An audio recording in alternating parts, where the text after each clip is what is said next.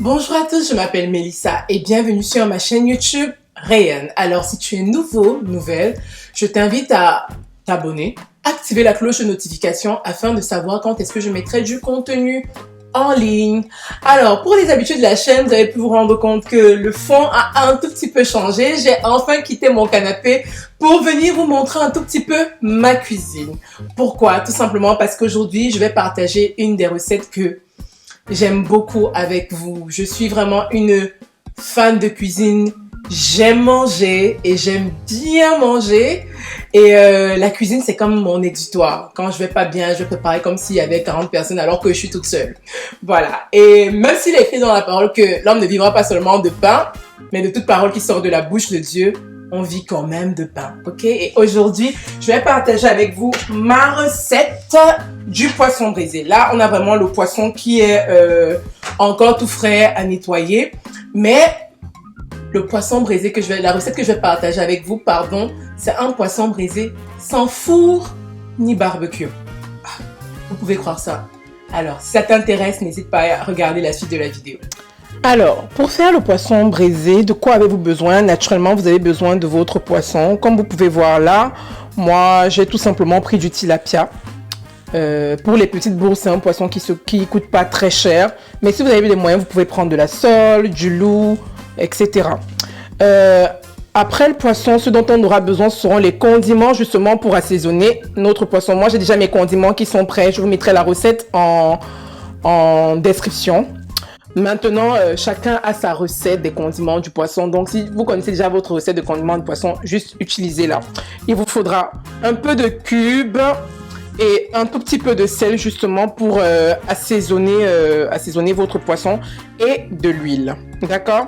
Et le dernier instrument dont on aura besoin, ce sera une poêle. Ok, comme vous pouvez voir ici, ma poêle, c'est pas les poêles, je dirais, classiques. C'est une poêle qui a un revêtement anti-adhésif et c'est vraiment ce qu'il nous faut.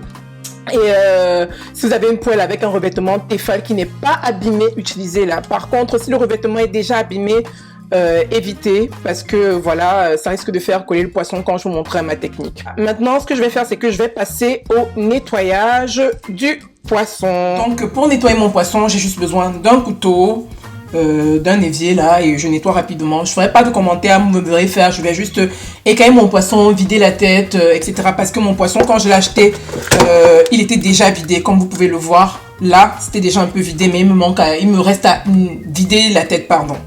Voilà. Donc là, je rince un tout petit peu, comme ceci là.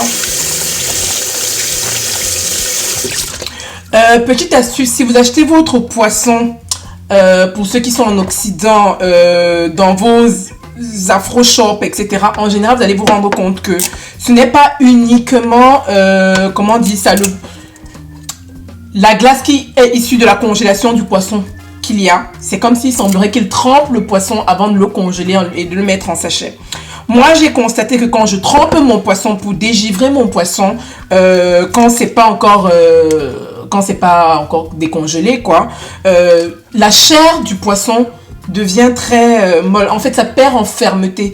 Donc, ce que moi je fais, c'est que j'achète vraiment mon poisson à l'avance et je le laisse dégivrer tout simplement en mettant un peu de sel.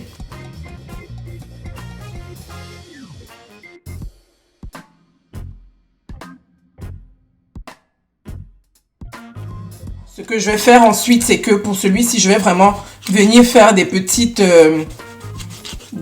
traits comme ça là, pour pouvoir insérer mes condiments dedans, vous voyez, et pouvoir le saler aussi, parce que voilà, c'est nécessaire. Pas besoin d'aller trop en profondeur non plus. Vous avez vu, j'en ai fait quelques-uns. Je vais en faire un là, un demi là, pour que voilà, la tête de mon poisson puisse être bien assaisonnée aussi. Et je fais la même chose de l'autre côté. Voilà. Et ainsi de suite. Si vous avez une planche, aidez-vous d'une planche. Hein. Là, c'est juste que je ne l'ai pas sorti. Et voilà. Donc, mon poisson, il est complètement, voilà, découpé et tout. Voilà, tout est bon. Bah, Je vais faire ça et je vais faire autre chose. Maintenant que le poisson est nettoyé, etc. complètement, ce que je vais faire, c'est que je vais juste préparer un mélange de cubes et de sel. Pas trop, attention, parce que si vous en mettez trop, les condiments de votre poisson sont déjà salés et vous risquez de faire n'importe quoi. Je parle par expérience. Ça, c'était les erreurs de débutante.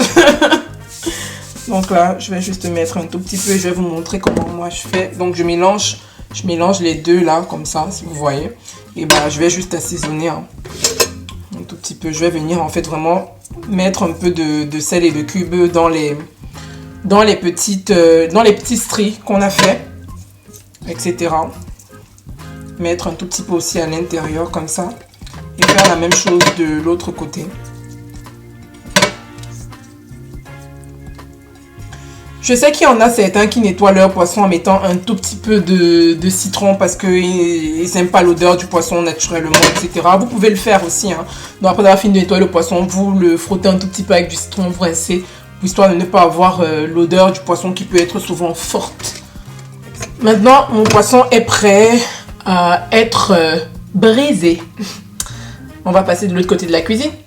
Donc, une fois le poisson nettoyé, ce que je vais faire, c'est que je vais utiliser mes condiments que j'avais déjà préparés. Hein. Je vous mettrai la recette. Chacun peut utiliser sa recette de condiments à volonté. Donc, mes condiments sont prêts. Je vais les utiliser eux. Et j'ai besoin justement de ma poêle et pour terminer, d'huile. Ok? Ce que je vais faire, c'est que je vais remplir jusque vraiment la moitié, pas beaucoup.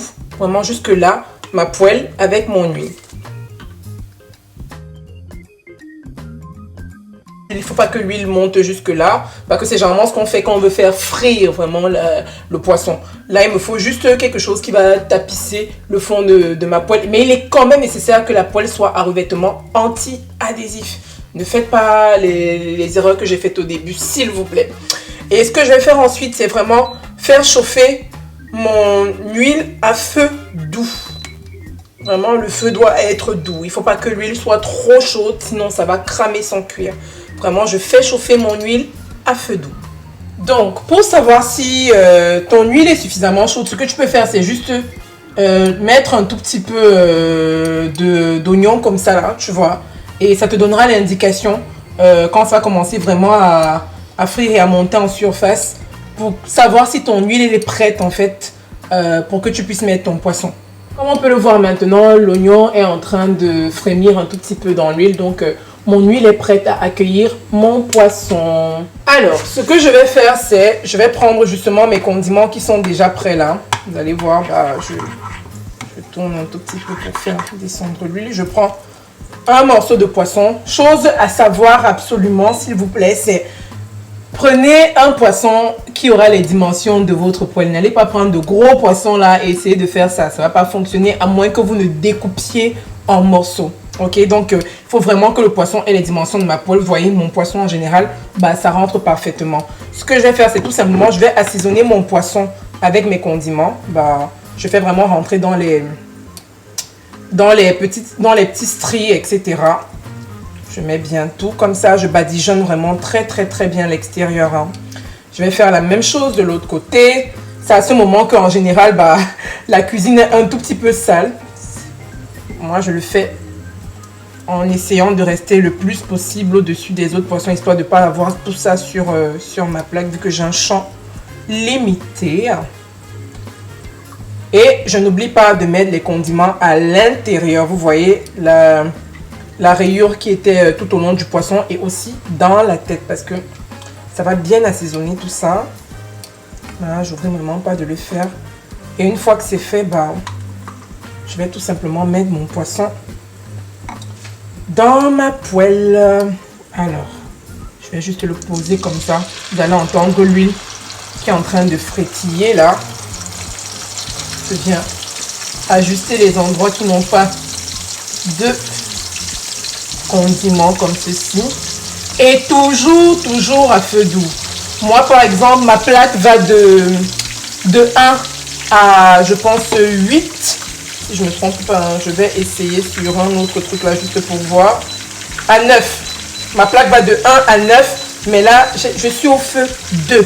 Je suis vraiment au niveau numéro 2. C'est pour vous dire que l'huile doit absolument, la cuisson doit absolument se faire à feu doux.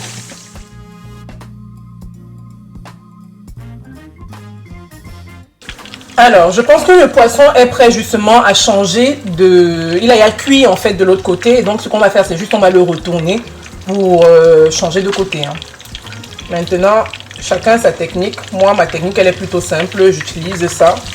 Voilà. Oups. J'ai un peu renversé de l'huile sur ma plaque. C'est pas très grave. Comme vous pouvez le voir, mon poisson, il est vraiment bien doré là. Vraiment, on a l'impression que je l'ai passé au four ou... au barbecue et je suis patiente vraiment et j'attends vraiment que la même chose se passe de l'autre côté. Alors comme vous pouvez le voir, je suis passée au deuxième poisson. Voici le résultat du premier. Voilà, ça donne envie hein. Et ce que je vais faire, c'est je vais accompagner mon poisson avec un peu d'attiéké et de banane plantain. Je vais faire frire les bananes plantain pour accompagner mon poisson. Donc là, mon huile est suffisamment chaude et donc je vais tout simplement faire frire mes plantains. Hein. Et ensuite, je vais prendre l'opportunité de tourner mon poisson. Ce que je voulais rajouter, c'est en moyenne, par côté, il faut attendre 15 minutes. 15 minutes pour que ce soit suffisamment cuit. Par contre, si votre poisson est épais, naturellement, il faudra attendre un peu plus. Ok, c'est vraiment d'où l'utilité de faire tout à feu doux. En simultané, ce que je vais faire, c'est que je vais tout simplement mettre un tout petit peu d'eau dans mon attiéké et je vais chauffer au micro-ondes. Donc, mes bananes plantains seront bientôt prêtes là. Je les laisse encore un tout petit peu. Et quand ce sera fait, je vais utiliser l'écumoire. Je pense que tout le monde connaît ce que c'est. Hein. Là, je suis en train de faire vraiment tout en DIY pour les nuls, quoi. En do it yourself. Pour ceux qui n'ont jamais fait ça. Donc là, bientôt, mes plantains seront prêts. Et du coup, je vais les enlever. Et j'ai préparé déjà mon plat avec un peu de papier absorbant de sopala.